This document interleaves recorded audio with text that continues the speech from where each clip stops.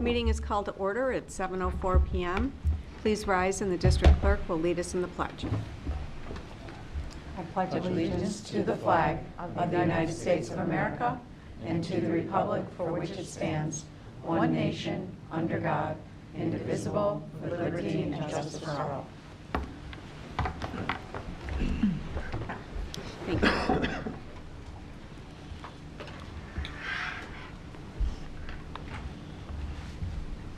All right. Hi, everyone. Hope you all enjoyed the storm. It was a lovely little storm, wasn't that? Glad we're all here tonight, though.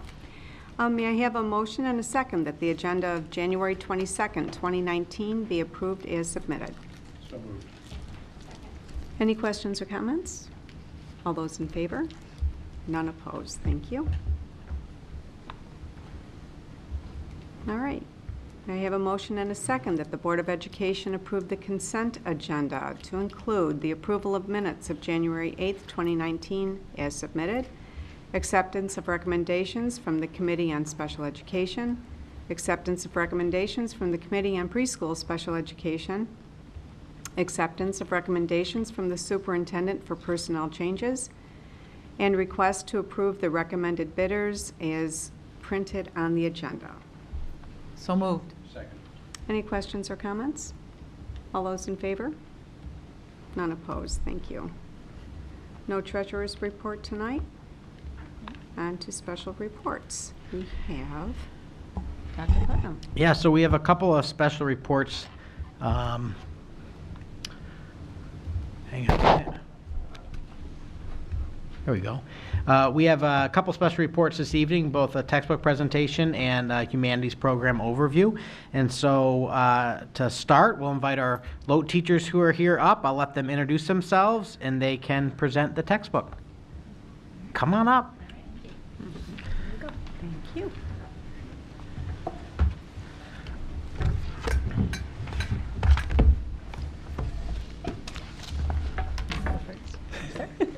That's right. You say. All right, I can start. Good evening, everybody. My name is Maggie Harrison, and I'm the German teacher here at Penfield High School, and this is my third year. I'm here to recommend a book, Denkmal Deutsch ohne Grenzen, is German Without Borders. When I first looked for a book, one of my colleagues, one of the French teachers, actually recommended it to me because she uses it with her French 5 students, and she has only good things to say about it, and she's been using it for many years. So that's why I thought it might be a good resource and tool for my students as well. She uses it for her French 5 students who are also enrolled in a dual language class at the University of Syracuse. So I also thought my students can benefit from that and having a tool that will prepare them for when they go on to college as well. I really enjoy this book because it addresses a higher proficiency level of German as opposed to other books that I looked at, which might, like Deutsch heute or other books, that might be used at a college level but address more a introductory level, and this book truly exposes students to material with higher level of German that they should be at in German 5. This book has a truly interactive and communicative approach, which I truly enjoy with authentic material, such as short films, literary text, imagery, etc., which is a key point because it truly aligns with the LOTE learning standards for Checkpoint C, in which the key is for them to be able to extract information from material that is designed for native speakers. And this book does exactly that. It also has a cross-curricular approach addressing the arts, literature, as well as, let's say, history or geography when addressing cultural components. The themes also, although this is not an AP class, but at that level it also addresses the themes that align closely with the AP German recommendations by AP College Board. It also offers opportunities for differentiation in the book itself with components such as word banks, scripts, exercises that vary in level of difficulties. It's in the book itself, but also in the online component, which I enjoyed as well, and I think that will be a really good tool for my students.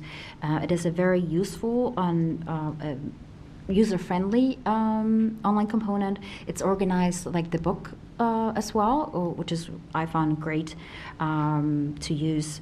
So the book itself is online, but also students have a workbook that goes along with the book as well. They have lots of opportunities to practice with listenings, readings, writings, etc. They can self-assess, and I can assess them as well. They have opportunity to practice more if they need to, or expand on what they already know. And for the teachers, it provides additional resources as well as assessment opportunities. So I really enjoyed this book, and I think it will be a great tool in addition for my German 5 and 4 students. Thank you. My name is Laura Hernandez. Thank you for having me here tonight, and Maggie as well. I believe in our students at Penfield, and I've always felt supported by the district. And I just wanted to present temas, which in English is themes. This book reflects the AP College Board 6 global themes that they have for the AP language. I explored this book previously when we completed the text recommendation for Descubre, which we also use for our level 3 students with Spanish. It's the same publisher, and the textbook is set up in a very similar way with the online component, and also having the themes and all of the goals are outlined per chapter. I believe this book addresses the higher proficiency level at checkpoint C per the New York State Learning Standards for Spanish. The goals are outlined very clearly for reading, writing, listening, and speaking, and it's designed to be at a level that's suited for native speakers, which is more of what our students are achieving in AP Spanish, as opposed to Cuadros, which is also a great book, but it's not is fitted for native speakers. I believe that this book integrates authentic and relevant materials that are challenging but are also user-friendly and easy to modify for varying levels of difficulty for students. So if there's some students that are learning at different paces with the language, or if they just want to go further into a topic, this book allows them to do that with each unit so that they can find success when they're learning Spanish. Some examples they have from that are the cultural examples they use are relevant in modern, and also the historical examples that they use as well. I'd touch on that. The other part that I really like about this book is the online component, and I've had experience using that with Descubre as well. The component for that is really nice because students can practice at home, and you can also do a flipped lesson module, and you can have more practice independently with students, and they can kind of learn at their own pace, and you can modify, stop, and adjust per student how they're learning a language. And I really enjoy using that for Descubre, and I did the sample for this as well online. And it was set up in a similar way, and there's different videos they can listen to, there's different listening excerpts, and then also they can practice speaking, and they can get feedback immediately for themselves, and also I can give them feedback on the online portal. So I really like that piece of it, especially for our students that need that the feedback right away. Opportunities for differentiation are easy to apply with this book, I believe. The online edition that they allow for teachers, there's like different formats that you can download so that you can adjust your lesson and also modify the assessments that you want to do.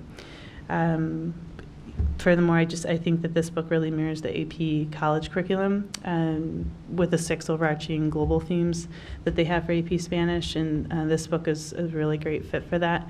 And a lot of AP teachers that I've been reading online about, they use this book, and they've had really good experiences as well. Yeah, thank you for considering this book for our students. All right, thank Any you. questions? Board members, any questions for Maggie or Laura? No? All right. Thank you so much. Thank you so Thank much you. for having Appreciate us. it. Thank you. So we have our next special presentation is actually 2 in 1. So this is Kristen Williamson, as we all know, our Director of Humanities, and she is here to present a Humanities program review, but also talk about Super Kids again for grade 2. Yes, we are going to be super efficient. Thank you for having me. Again, Kristen Williamson, Director of Humanities. So I'm here to highlight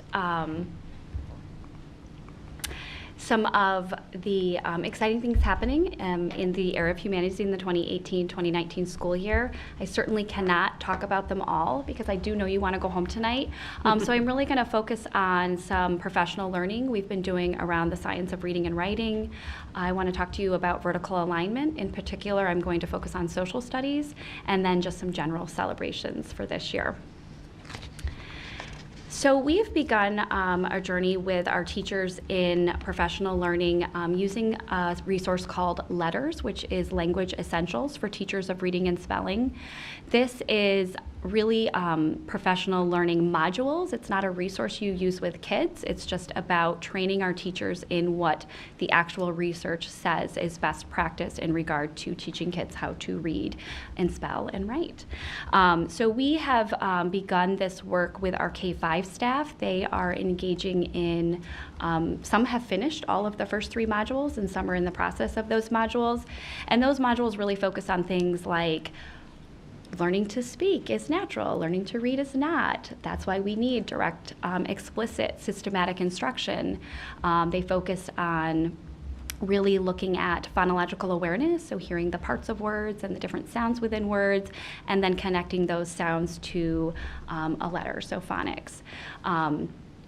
So our teachers are really just blossoming with this training. I mean, they're tired, but as you can see in that top picture, but in the bottom picture, you can see they're literally acting out the brain. So, you know, the latest research, and really this began in the 80s, so I don't know if we can say the latest, but you know, tons and tons of studies have shown that now that we can do functional MRIs of the brain, we can see where the brain is activated when we're reading, and we can look at proficient readers versus maybe novice readers, and how we as educators can actually rewire a brain. So they're feeling really good about themselves, but it is really important work, of course.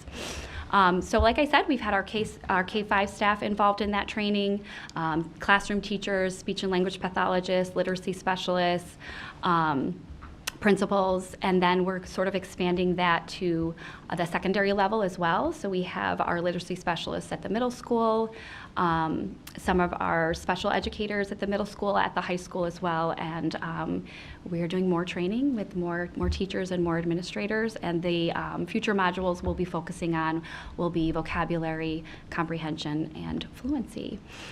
So it's had huge implications for our teaching, but also it's helped us really think about the resources that we use with our students, and then how we also really implement those resources. So taking a look at, we brought Super Kids to you last year, and that was board approved, so we went full implementation this year at the K-1 level, and we've just had really tremendous results with our students. So our kindergartners are deeply learning those letters and those sounds, and they're blending those sounds together to read full words, full sentences. I was in a classroom today, and they read a paragraph.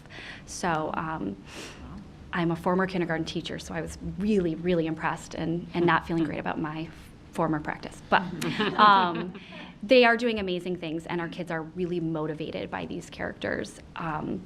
I was meeting with a parent in November, and she said to me, I was getting, my child ready for bed, a kindergarten parent, and we were in the bedroom, and she looked into the bathroom, and the little girl said, "Mommy, why does that sign in the bathroom say, 'God bless this hot mess'?" And the parent was like, "Oh my gosh, my kid's reading as a kindergartner, and I need to change that sign." So really incredible things at the kindergarten level, and that's just continuing with our first graders. So they're just as motivated. They want to, learn about these characters as first grade characters. They're learning now in first grade. They learn more explicit phonics patterns. So I was in a first grade classroom with the little girl in the bottom right, and she was writing an informational piece. And she really looked at it, reread it, and said, okay, the way I wrote it, that's a short A, so I need to make that long. So that was just incredible for a first grader to say, I need to figure out what pattern will make that A long to say the word that I want to say. I also was in a first grade classroom, and I am not a great speller. And so a first grader said to me, do you know why, we use a CK at the end of this word? And I said, no, I don't know. So for that child to articulate that in a single syllable word, when the vowel is short and the word ends with a K, it's a CK, was, I was into my 30s before I knew that. So pretty impressive for me to learn from that 6-year-old.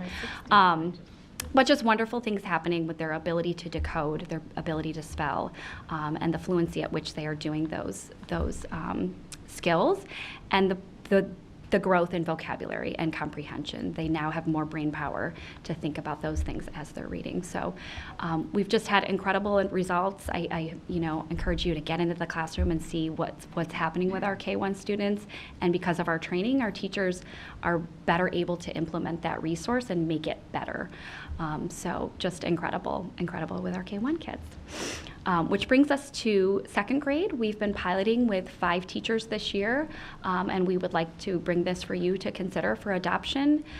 In second grade, we meet Miss Blossom, so the kids get a teacher, and each of the kids gets a website. So our second graders are able to go on and learn more about these characters and these super kids.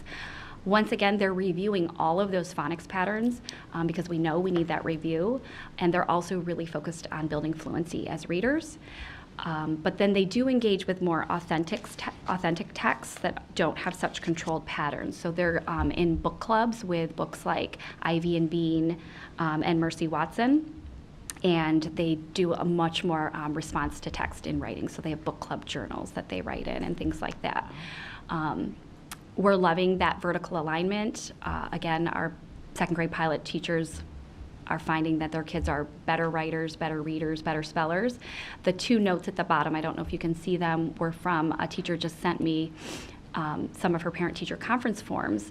And you can see a lot of pluses with reading, spelling, writing, just a lot of growth with our second grade kids. So we're hoping to continue Super Kids with them. So that does bring us to intermediate spelling.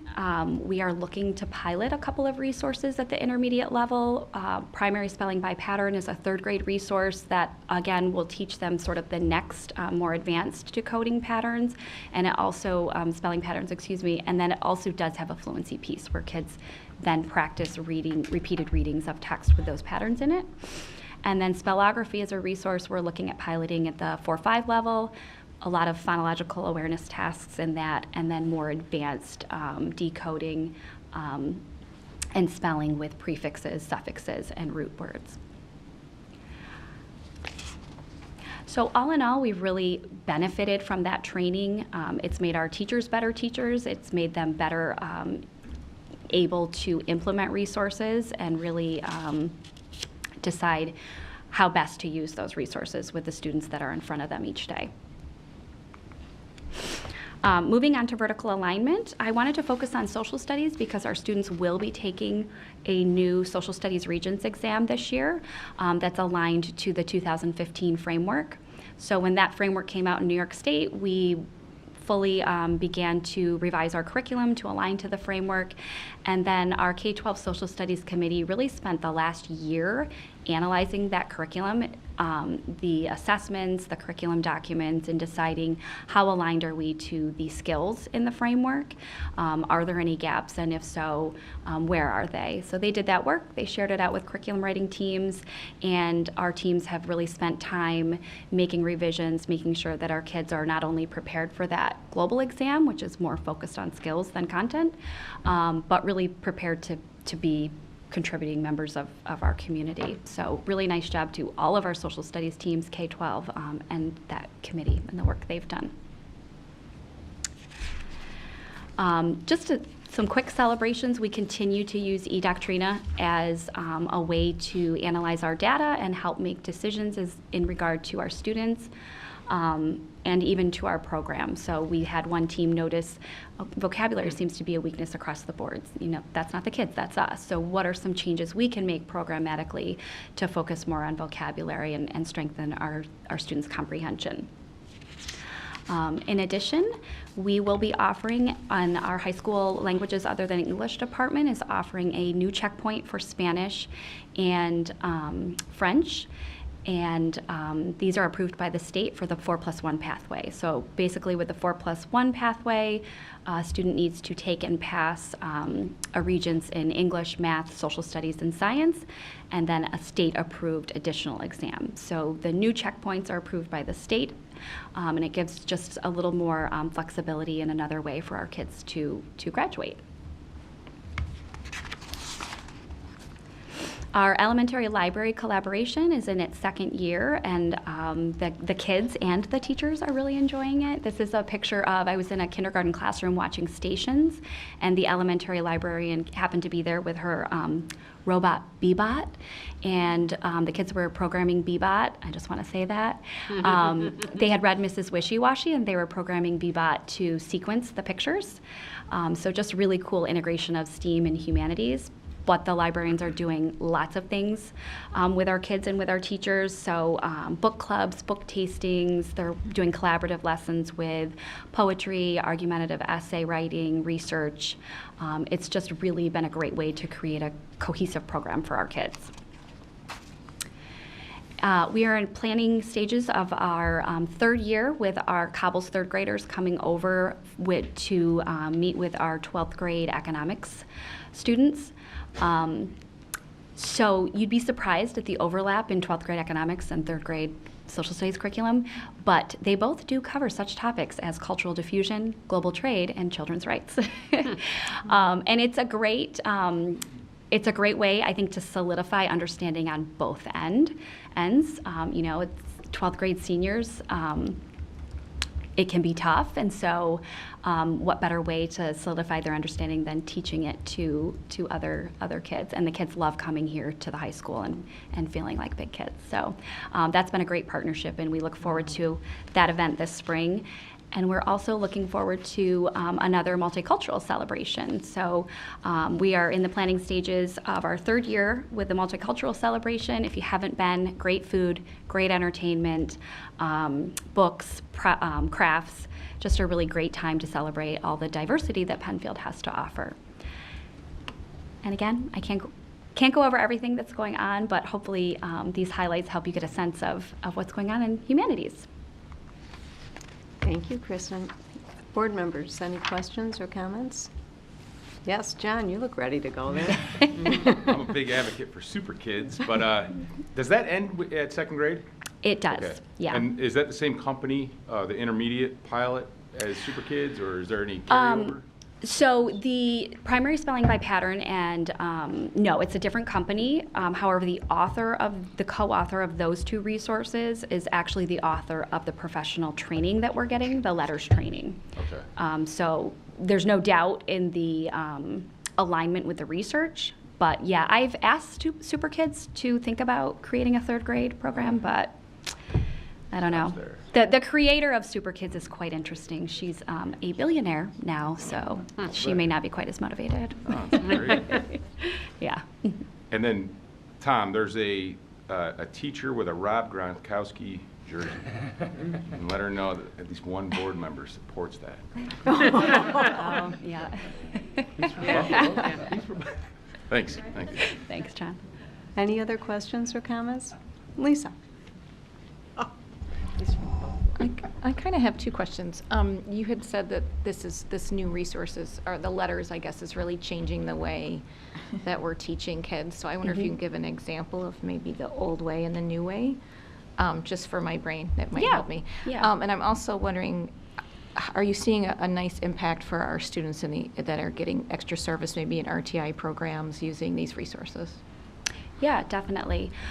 So the old way might have been, if you're familiar with the 3 queuing model, or I'll give you an example from when I was in the classroom. So when I was in the classroom, and it might be typical of a kindergarten teacher back in my day, so we might prompt a kid to read a text that didn't have a controlled vocabulary but had a pattern. So the flower is blue, the flower is red, the flower is green. They weren't actually reading the words, they were memorizing a pattern and using a picture clue and typically a beginning sound to guess at the word.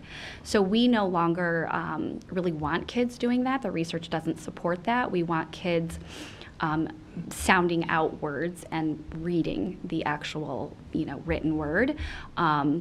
That's hard to do if you don't have the right resource. So if all you have is patterned text that's not controlled based on what you've taught, that's a really hard task to ask teachers to do. So that's been a big shift. So the brain research is really around connecting. I could get really geeky, so I'm just really trying to hold myself back. Your frontal lobe, you have a processing system in the front of your brain and connecting it with what's going on in the back of your brain. So connecting sound to symbol and getting really proficient at that, because the ultimate goal of reading is to comprehend. But if you're struggling getting words off the page, it makes comprehension really hard. Does that help, that example? Yeah. And as far as the impact on RTI, we're continuing to work to make sure we're in alignment. And if a kid is still struggling, even though we have these great resources, we're really looking at, in an RTI setting, is it, okay, we can use the same resource, but, we need a smaller setting, or we need to slow down. Or we do have other resources that are well in alignment with research that we might use in an RTI type environment. Yeah. Any others? So, Kristen, what I wanted to say is, or it's a question/comment. I am assuming that the success of this program would lower the frustration that a child would have as they're trying to acquire this new skill. Yeah. I can imagine that would be pretty profound, because I have a memory of not being able to read. I don't know how many people remember when they couldn't read, but I specifically remember I was taken to the library and I got a Cat in the Hat book because it said easy to read. Yeah. And then I got it home and I couldn't read it. Yeah. And I was like, I hate this book, and I was really frustrated about Yeah. it, because something that was easy was actually hard. And so it is hard to learn how to read, but it's just such a vital skill. And it's a pretty magnificent process that, with all the study that's been behind it, and then to come up with this Super Kids program, Yeah. and then to see this success and the growth that you're talking about, I think it's very exciting.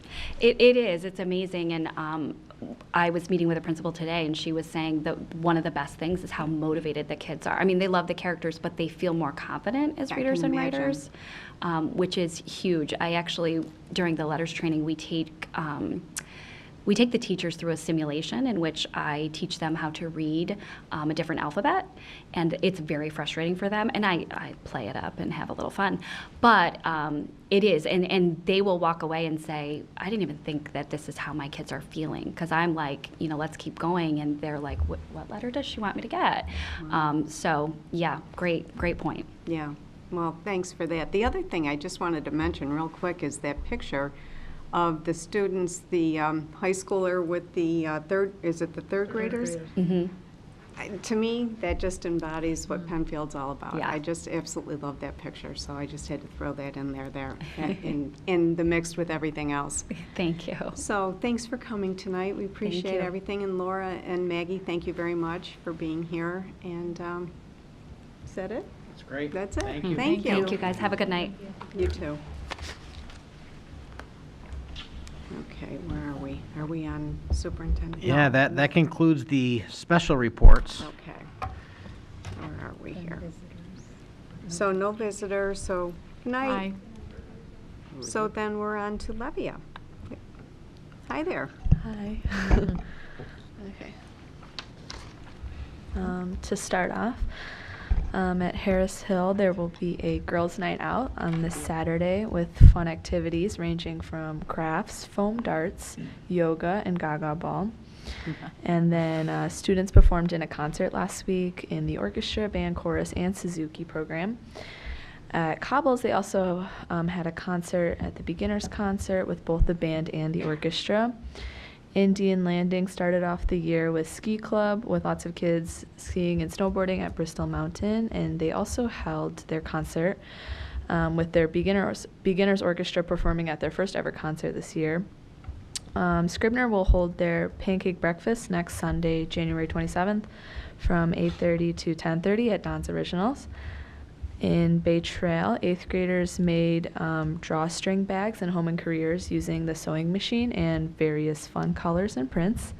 The 8th graders also met with the PHS counselors to discuss and decide courses for their freshman year. At Penfield High School, we had students competing in the Central New York Model UN Conference this past weekend. The wrestling team competed at the Broadshaw tournament with Joe Kakuza winning the tournament and Kyle Spalding and Don Porto placing second and third.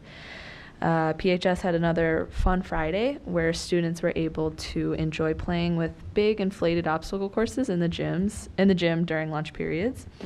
And the environmental club has been enforcing no straw Fridays, which also turned into no straw Thursdays and Fridays. And they plan to make the school straw free by the end of the year, and they want to encourage everyone else in the community to also go straw free for the environment. Thank you. Thanks, Livia. Barb, did you have a question? Well, no, I have a comment.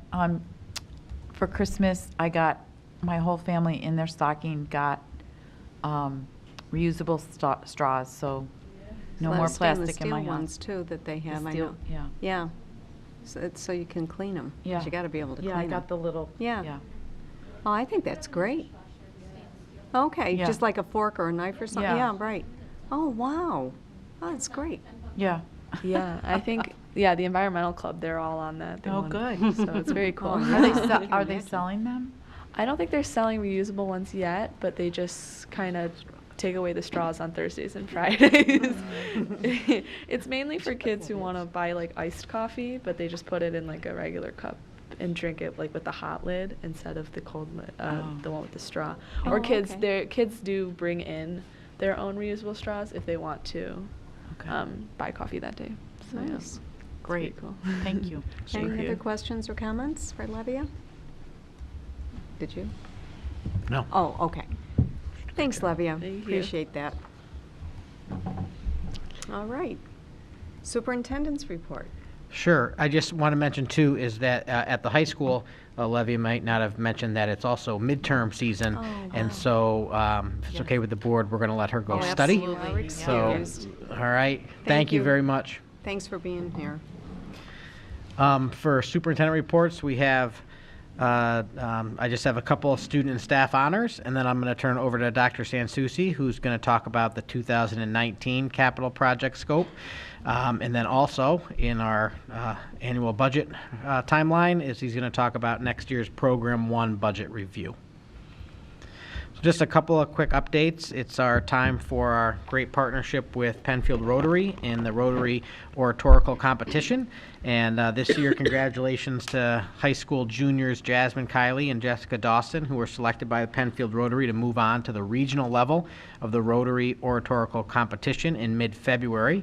And congratulations as well to Justine Goblat and Keith Quinmore, who also competed at the Rotary luncheon. Can I just Yes, interrupt absolutely. I was there for that. That's right. Yeah. And they were wonderful. That's They great. just really were. They were very poised. They were very prepared. They just, you can see from their picture that, they looked the part. They Yeah. did a great job. They really did. So as long as we're on it, I thought I'd say so. That's wonderful. And we have Mr. Baxter is the teacher there with the plaid. So he's one of the teachers who helps our students sort of master their speech before they go on to the Rotary competition. And it is nice in my time in Penfield, it used to be that it was difficult to get students to apply for this competition, and so we would bring over 1 or 2 who were interested, and then it got to the point where we could bring over 4, and now they actually sort of have like a semifinal round at the high school because so many kids are interested, and the speech classes at the high school have incorporated it as one of their activities, so it really is a great partnership tied to the curriculum, and then in terms of speech writing, and then they actually have to sort of narrow it down from the number of kids interested, so they can just send 4 over, which is what the Rotaries asked for, and then typically 2 move on to the next round. And if they keep going, there's scholarships and whatnot that students can win from this competition. So it's very cool. The next update is just again about art, and congratulations to some of our high school students on winning awards at the annual middle and high school exhibition at RIT. Joe Torfey, School of the Art Dimensional Illustration Award. Leah Matson, School for American Crafts, Metals, and Jewelry Design Award. And Sydney Meshka, School of Photographic Arts and Sciences, Visual Media Award. Those are all mouthfuls of awards. And their work, along with the artwork of some other fellow PHS students, Emma Rock, Isabel Cole, Andre Hines, Jaden Blackman, Sina Young, and Mara Heppard, will be on display at the Bevier Gallery at RIT through February 2nd. So if you're out and about and you head to RIT, you can go and take a look at lots of work of Penfield High School students and what they do. And I just think that's wonderful with the art programs we have starting kindergarten all the way up through high school. And that wraps up my 2 very short student and staff updates. And I'll turn it over to Dr. Sansucci for the capital project development. Thank you. Just a couple of updates for the board tonight, one on budget, and this just a reminder of the board of where we're at with regard to this year's capital project. So we've talked about this in the past. You've had a couple of presentations about this, but as we're moving forward into the budget process, we'll pretty quickly be coming to the time where we need to finalize our budget in time for us to adopt the resolution to do seeker. This is a relatively simple seeker process, but we need to get our ducks in a row in order to finalize budget, go through the seeker process, and then set the vote date for this project, which will be in May. So we'll be setting it at the same time as we set the vote date for our regular budget vote and election of board members. But with that, just to remind you what we have so far, and this is the final scope, I think, at this point, what we intend to do with the 2019 capital project. So at the high school, it would be replacement of the carpet on the synthetic turf field, resurfacing of the track, roofing replacements at various areas, and you'll see here in a moment what those areas are. But that would be the scope of the high school work. At Cobbles, roof replacement for the entire building. That you'll recall from a previous presentation by Mr. McNiff that building, the entire roof was put on over 20 years ago, so it's reached the end of its lifespan. It's probably 22 years old now, 21 or 22 years old. By the time we get through the cycle, through the vote, through the SED cycle, it'll be well past its sell-by date, and it's beginning to leak now. So replacement of the building chiller, which also is of about the same vintage and needs replacement. And again, at Indian Landing, roof replacement in various areas of roof that is past its useful life. So with that, just want to show you, this is one of the slides that was given to us. You'll recall our relationship with the Monroe County Sheriff's Department and their drone. So this is some of their drone footage. And you can see here the sort of the worn spots in the turf around the goals.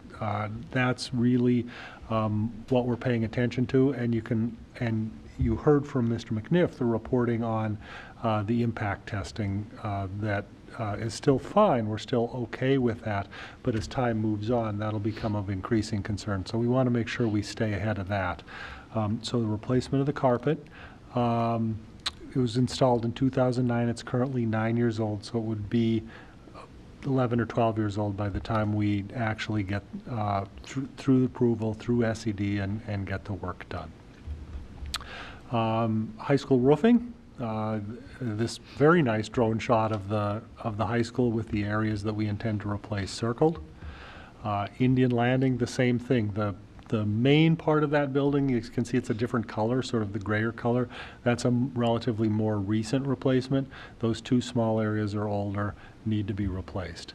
And that's the little circle areas, the Cobbles chiller.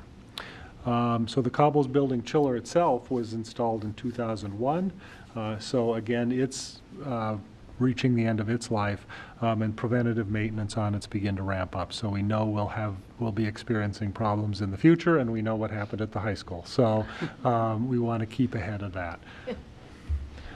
In terms of budget, so you see here the estimated amounts, construction amounts for each of the buildings, high school, Cobbles, Indian Landing. So a total of about $5.6 million in construction contingency, just an amount to ensure that we're able to meet to deliver the project within the approved budget when bids open, and incidental budget. So that covers testing, architect's fees, construction management fees, legal costs, and so on, and some capitalized interest or DASNY, which are fees associated with the project if we elect to go either through the dormitory authority or if we need to borrow in advance. The total project then would be about $7.5 million. We began this thing about a $7 million project, and that's about where we're ending up at. In terms of timeline, we would be looking for the board to make a determination about seeker at the February 26th board meeting. Just to remind you, there's different flavors of seeker process. So all the way, some are very involved. If your project could have a significant impact on the environment, we've been through that, and we'll go through it again in the future, a very comprehensive process. For projects like this where you're replacing in kind, you're taking off an existing roof and putting a new one on, they're actually type 2 projects. By definition, they're not subject to the seeker process. So there still has to be a process. That process will be the board designating itself as the authority responsible for making that determination, and then making that determination. You'll have a letter from our attorney telling you that it's type 2, so I don't expect there to be any issue with that, but we'll have that conversation and make that determination at the February meeting, and we'll schedule, our intention is, as we move forward with this, to schedule the board to have the board resolution authorizing the vote, as well as the vote for our general fund budget at the March 12th meeting, and of course the vote date's the 21st.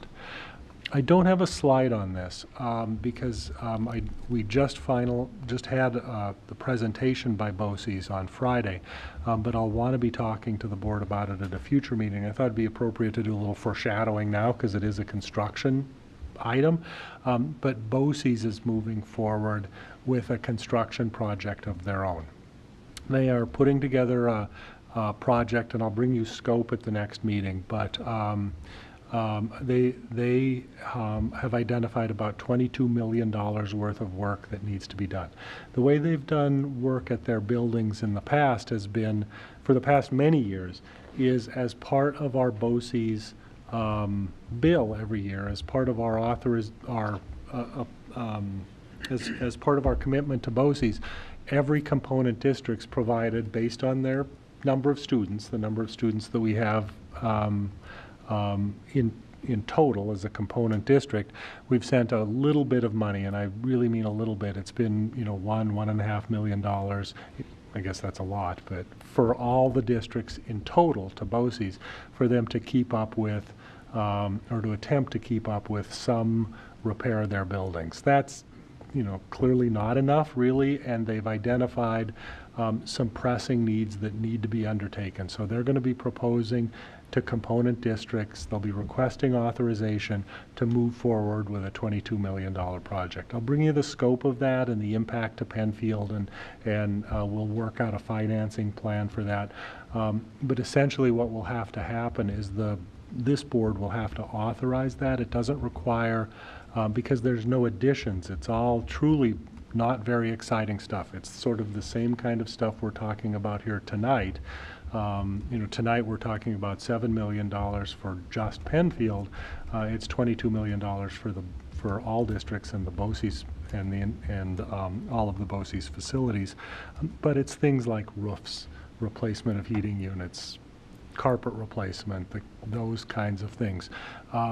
Because there's no addition or additional space, doesn't require a vote of the residents. The vote of that, the residents' voices are represented through the board. So you'll make the decision whether they can go forward with that or not.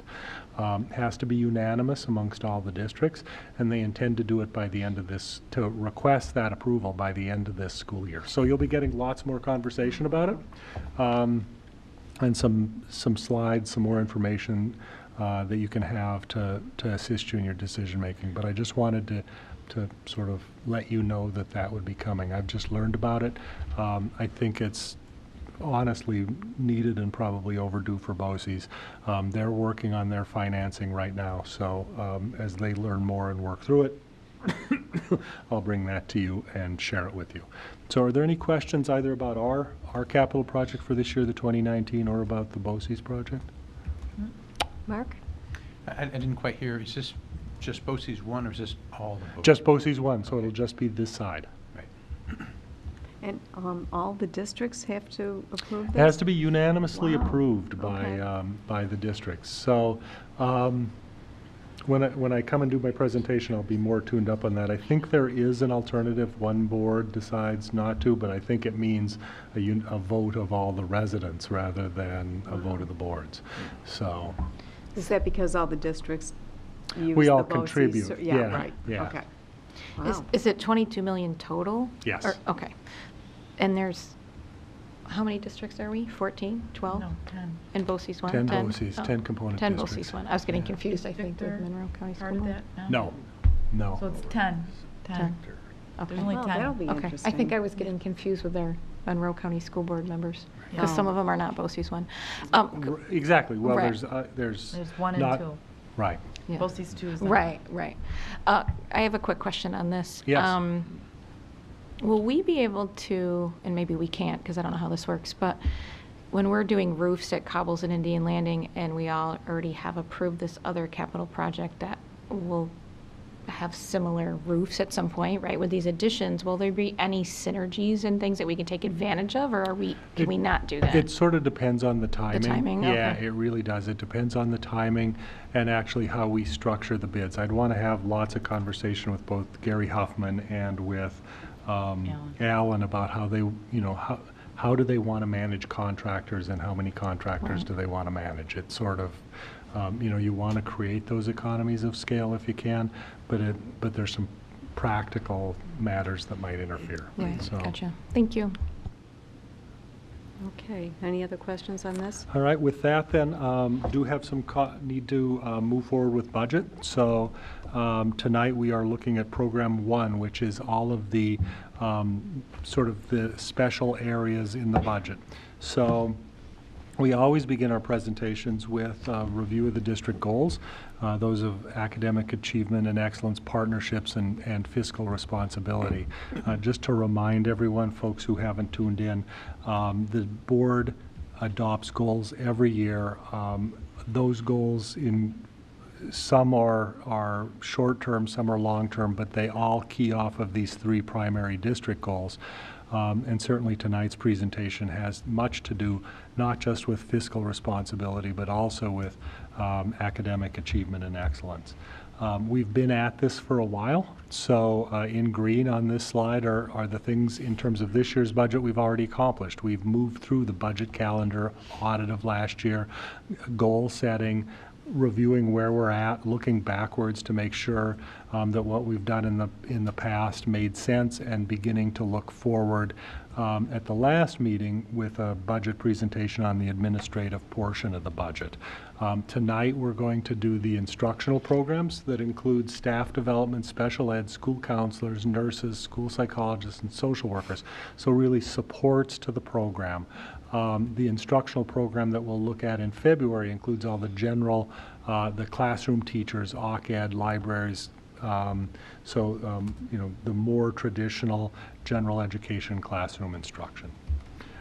This portion of the budget composes about 12% of the total, and is going up about 4.4%. There's a number of things driving that 4.4%, but just want to go through it in a little more detail. In total, the budget will be about $12.4 million, about a $500,000 increase. Some of that, and you'll see the changes as we move through this, some of that is changes from outside of the system. So there have been changes with the way Medicaid provides reimbursement to families for private duty nurses. So two significant changes in the school, in this budget covers school nurses, two significant changes there are driven by that. So in the past, students with significant health needs often had a private duty nurse. A nurse would be provided through Medicaid who would support the family both at home and at school. Medicaid has made the determination, we assisted families in accessing that, but Medicaid's made the determination that they're not going to support those private duty nurses during the school day, during the day it's a school responsibility for the provision of that nurse. So in here you'll see a 1.0 increase in staff for a school nurse associated with a particular student with a disability, and also an increase in contractual service in the nursing lines, again associated with nursing services, including for nursing for transportation. So some students need the presence of a nurse, not just in school, but during their ride to and from school because their disability requires that. Also associated here are salary increases for all staff, but also including salary increases for a proposal associated with additional staff time, a change in the day for paraprofessionals. This is what that looks like. You can see here split up this budget split up, that $12 million, $12.5 million split up by the components. Students with disabilities, this should, I know is not a surprise to the board, for this component of the budget really is the majority of the expense. A little bit of staff development, and then some of the other supports we've been talking about. So school counselors, health service, school psychologists, social work services, relatively smaller dollar values, important services, but just really in this component of the budget, the lion's share of the spend is for students with disabilities. And this is always true when we split it up a different way and look at, well, what does that pay for? It's really salaries. In this program, obviously, and as well, salaries for certified staff, for teaching staff, some non-certified staff, and some tuitions for students with disabilities whom we place in private placements outside of our school. Not BOCES, but private placements such as Mary Carriola, those kinds of non-public schools. Also, here's some contractual materials and supplies. But really, again, the lion's share here is in salaries. As we move forward continue with the budget process, we had a tentative budget work session tonight. It wasn't tentative. The board had a work session. It wasn't focused on budget.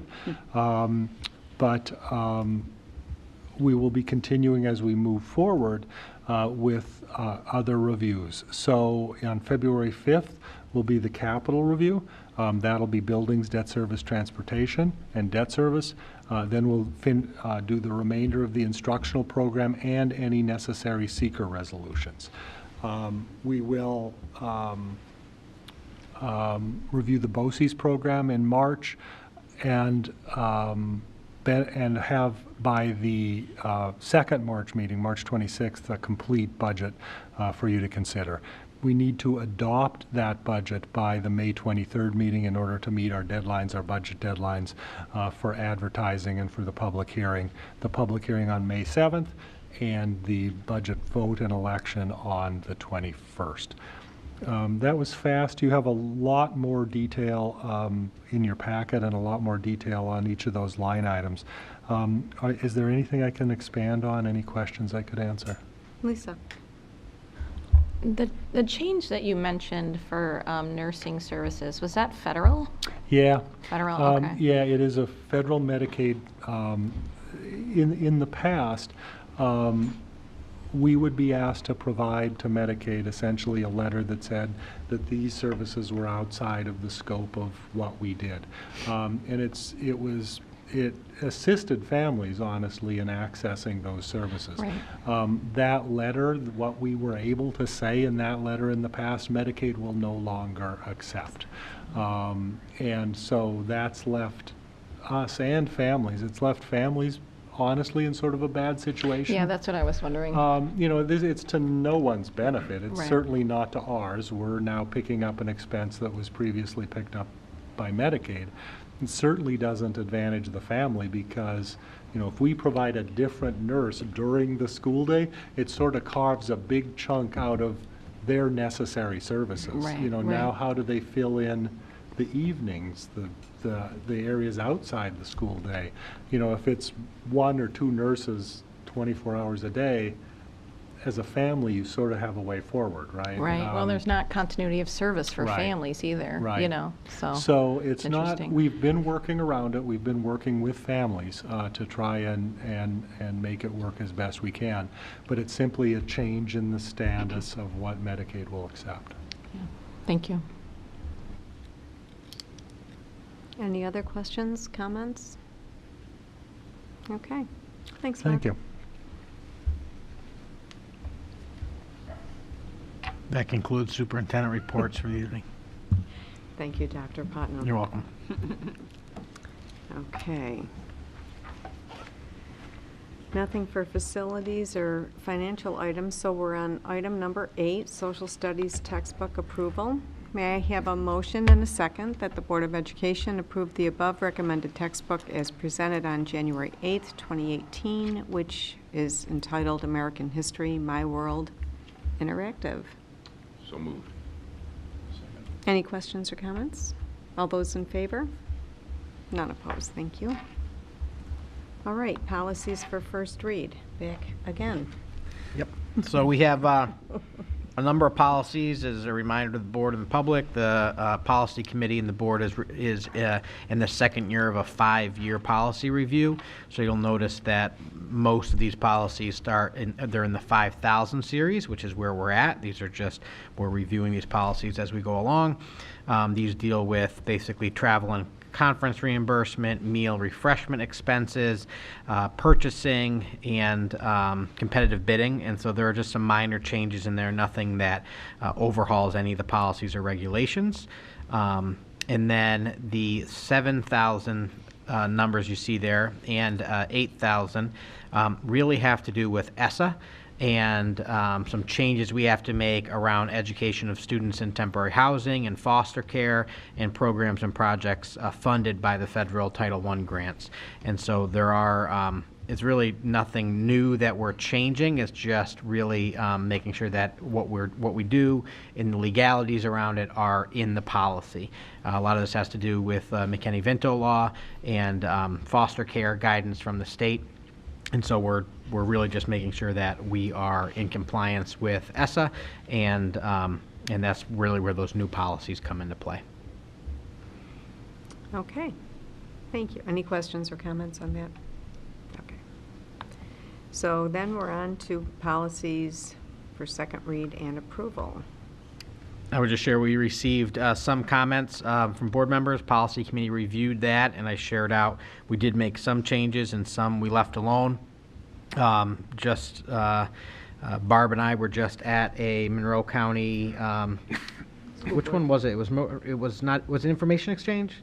Or No, was it labor labor relations? Thank you, the labor relations. And I think it was really timely because it was an attorney talking about the new law and requirements around sexual harassment of district personnel.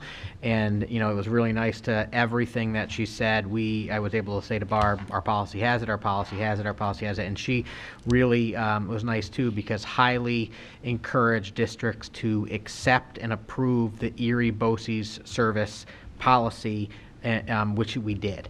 And so there are some questions and comments around maybe tweaking language, and her recommendation and our attorney is leave it the way it is. We can look at it down the road, but you don't want to get too deep in the weeds trying to change a policy that really has some legal teeth behind it. So we want to make sure we're on board with that. The other thing, just so you know, the board isn't aware of this, but just and catching up on my email is out Thursday and Friday. I did receive an email around the use of facilities, and it's a question about regulation. And so really what it is that right now, and the policy is clear about this, but we have a chart, and so the suggestion was to make the chart a little clearer, which is if you're a parent organization and you're just having a meeting in the building, that you do not need to have an insurance rider. And the reason is if PTA or wants to come in and have a meeting with 5, 6, 7 people, to have them bring in an insurance rider makes it very difficult. Same with some small groups that use a classroom space for a meeting, that to have an insurance rider would mean they couldn't use the building. We want to make sure that we're allowing the community in these small scales. So basically the suggestion for the regulation is in the chart that sort of outlines each piece, is just to add that there's no insurance rider for meetings. If you want to have a big presentation, that would be different, but if you're just having a small meeting. So Mark and I are going to take a look at that. We, at first glance, don't have an issue with making that minor change, and it's a good reminder that it's regulation. So the school board really has the role of creating, modifying, and then approving policy, the what, and then the superintendent and district office has the right to make the regulation, which is how are we going to do that. And so my recommendation is approve these, knowing that Mark and I are going to look at the regulation and maybe make a change, but regulation doesn't have to come back to the board for approval. Okay, but it goes, do you report that to the policy committee? I would, yep, I always update the policy committee if we make a change in regulation. Okay. All right, well, are there any questions or comments on that? Just a comment. I think clearing that up is good, because that's come up with, certainly like the Harris Hill PTA, we've questioned that. But if it's that school's PTA, the insurance covers any event within that building. So I'm not sure if there may be a misunderstanding of how their insurance reads, but. It's a good, thank you, because one of the organizations that this falls under is PACE. Okay. Which is not doesn't have an insurance rider, because it's it's a local Penfield. There are other PACEs, but they're not connected to the national PTA. All right, cool. Does that help? Yep, absolutely. Bill, did you have a question? No, I was just going to ask if that's what I think that's what he runs. Where's that covered insurance-wise? So anything that happens in our building, our insurance is going to be connected to. So sort of a general insurance. Yep. And then, so the rider is. So I think, and Mark would be able to speak to this, but if there was an accident in school during one of those events, our insurance is still there, but the secondary insurance would be the organization that came in to use it. So when PTAs, they're connected to the national PTA, they have insurance through that they pay for through their dues. They give us a copy, the district copy of their insurance rider. So gosh forbid there was an accident, then they may be liable. As a district, we will probably be liable as well, because it's happening within our thing. So I think it's fair to be really honest is, would it be safer to make anybody to walk into our building after hours give us an insurance rider? Sure. Maybe. That would be better, but we're immediately going to shut out lots of small groups who are using a classroom here and there for something. And I think we've sort of talked about it, which is it's been our practice to allow these small situations, small meetings to take place. And there's sort of Linda in my office and me are the ones who end up sort of enforcing that. So the idea when we get an insurance policy, we always request, we demand that we be named as additionally insured. That protects the district because we're essentially, you're putting us on your insurance policy. So we're all in the same boat, right? And when the inevitable lawsuit happens, we know that you have insurance and we know that your insurance covers us for that event because we demanded that. When it comes to these little groups of, there's a number of small organizations, truly small organizations, that are a few people, a handful of people who just need to use a classroom for a meeting. Typically, they don't have the kind of commercial policy that's going to, where they're used to generating certificates of insurance. They just don't have access to that. So we're left with, okay, you can't use our building, or we accept a little bit more risk. Honestly, best practice might say you can't come in. But then we balance that against it's the community's building, they pay for it. And so our long practice has been we accept a little bit of extra risk in those cases. But I honestly can't think of something that's ever been a problem with regard to it. Yeah. If it grows beyond the small meeting that I just described, then it's turned into something else entirely. Yeah. You're having a meeting that involves inviting the community in. That's not a meeting anymore in the way that I conceive of it, and so now we'd be talking about insurance policy. So if that helps. Yeah. And actually, it's I think one of the positives of building upon over the last few years, Parent University. So when PACE or SEPTA or PTA or Indian Landing has a PTO, wants to do an event, if they partner with us as a district and make it more K-12, it really becomes a district event, partnering with the PTA. And so our insurance is primary in that situation. Okay. Does that help? Awesome. Excuse me. All right, well, we have a recommended action that the listed policies be approved as presented. So may I have a motion and a second that the policies for second read and approval be approved? So moved. Second. Any questions or comments? Additional? All those in favor? None opposed, thank you. Okay, board candidates, except I have to cough, so excuse me a second. Sorry about that. There's always these awkward moments. All right, the terms of Board of Education members, Mrs. Barbara Babiars and Mr. John Piper, will expire June 30th, 2019. The term of office for a board member is 3 years. Board candidate nominating petitions may be obtained at the district office beginning on February 25th, 2019. 25 signatures of qualified voters are needed on the petition, which must be filed with the clerk no later than 5:00 p.m. on April 22nd, 2019. Candidates should supply their personal biographical data and statement of qualifications and issues to the district clerk by April 15th, 2019 to meet the printing deadline for the budget newsletter. The annual Monroe County School Boards Association Prospective School Board Candidate Seminar has been scheduled for Saturday, March 23rd, 2019 from 8 o'clock to 11 o'clock a.m. at the Doubletree Inn located at 1111 Jefferson Road. Meet the candidate night is to be determined. All right, and MCSBA committee meetings. John, anything with information exchange? Yeah, I just emailed a couple days ago the minutes from the January 9th meeting, which was, we had Dr. Cephas Archie, who is the Chief Diversity Officer at Rockport College. He put on an awesome presentation on cultural responsiveness from like a 30,000-foot view where we are as well as leaders. So in those notes, or minutes rather, there's 4 principles of inclusive excellence for effective leaders. So I would encourage, if you haven't read them already, take a look at that because it was really eye-opening. And then also go onto the Monroe County School Board's website and view the presentation because it was really nice. Had a big impact. He did a really nice job. So great, thank you. Yeah. I would just second that, having been there, that he's a dynamic speaker. He actually spoke at the Student Summit on Race in the fall out at the Wegmans Center. He was the keynote speaker.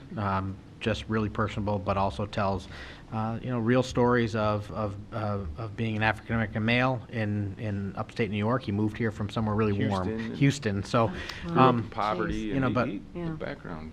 Amazing background and just great stuff. And there, I went and looked because he did share their webpage. So if you look at his webpage through SUNY Brockport, they have a lot of great interactive work. And what they really want to do is say, okay, so if of all different cultures, if you move here to Brockport to go to school, where can you go? Right. And really based on all different cultures, in terms of, and you really think about it, I was looking through the list of, we really have some amazing restaurants and shopping areas that are, and events and festivals that are really multicultural. So really trying to get students who come to Brockport, either if they're from diversity or not, to really understand just what a great spot it is, which I think is great. If you're a new student and you're not from the area and you're attending Brockport, how can you reach out and get support? I thought that was great. So Definitely. Thanks, John. Sure. So the board president's meeting was 2 weeks ago, January 9th. And I was supposed to be there, and John Piper was there. I couldn't go. I had to attend a funeral. John's not here, and I don't have an update for you. So John can probably fill us in the next time. Labor Relations, Barbara, Lisa, either one? Well, I was in attendance. Lisa couldn't get there, but I think Tom really touched on everything. Okay. So it was, the biggest thing that I could take away from it was the fact that Penfield really, with your policy committee, has really, embraced making sure that everything is solid. Because it didn't sound like it was solid in other districts. Oh, wow. Yeah. Yeah. Well, that's good to hear. Mm-hmm. And there were a lot of changes. I will also, kudos to Monroe County School Boards. The attorney that presented, I just did an incredible job. Stayed to the time frame. Right. Didn't get too far into the weeds because Finished early. sometimes it is hard when you're hearing from an attorney because there's always a lot of gray and not sure, and sometimes can create more questions than answers. But she did a really nice job. I thought focused. Both Barb and I had mentioned that. So Oh, wow. Yep. That's kind of unusual, too. And there was Great. one thing she asked, and I apologize, but we were the only ones, Tom was the only one who raised his hand. What do you have an incredible board filled with amazing people? I raised my hand. Sorry, I do not remember what the question was, but and maybe we were it doing had something to do with social emotional learning and something. All I remember is he was the only one that raised, and she was impressed with that. So we do a lot of great things here. Yeah. Who's there, present? I enjoy my Monroe County School Board meetings. That's good. I know, they're informative, and then Yeah. you get to be around the other districts. That's kind of nice, too. All right, the upcoming MCSBA opportunities, a reminder about the legislative breakfast on February 2nd. The RSVP is due tomorrow. And the advocacy bus trip to Albany, March 4th and 5th, that RSVP is due on February 14th. So there is all of that. Any questions or comments about that? Okay. All right, no unfinished business, no new business. So may I have a motion and a second that the meeting be adjourned at 8:17 p.m.? So moved. Second. Any questions or comments? All those in favor? None opposed? Thank you.